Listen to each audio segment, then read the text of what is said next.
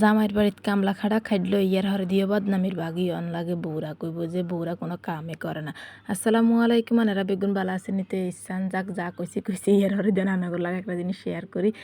মাড়ি চুলা দেয় যায় গরুর মাংস রান্না করি রেট হয়েছে কোরবানের গরুর মাংস কথা বুঝি নিতে আজকে যেহেতু ঈদের দিন তো এটালে আমরা আছে না গরুর কলজা তিলি তারপরে এই গুদ্দা একসাথে করে এটা বুনা করুম আর ইয়ার হরে দিয়ে আরে আমরা না রান্ধির এরারে গরু গোস্ত রান্ধির এরারে রুটি বানাই এরা আগে দিয়ে ভাত রাঁধা হয়ে গেছে।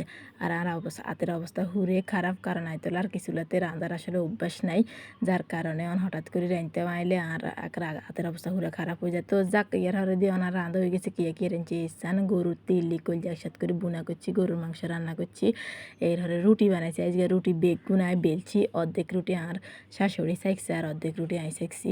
তো যাক সেকিটা কিলো ইয়ানে কিন্তু আরও রুটি খানা হয়ে গেছে। ইয়ার হরে দিয়ে আর ভিডিও আপলোড করছি রান্না লাগে। এর হরে দিয়ে হয়েছে সালাদ করুম, এর হরে হয়েছে সাদা ভাত আরও আছে ইয়ানে শুধু অল্প কোগায় নামাইছি শুধু ভিডিও করার লাই।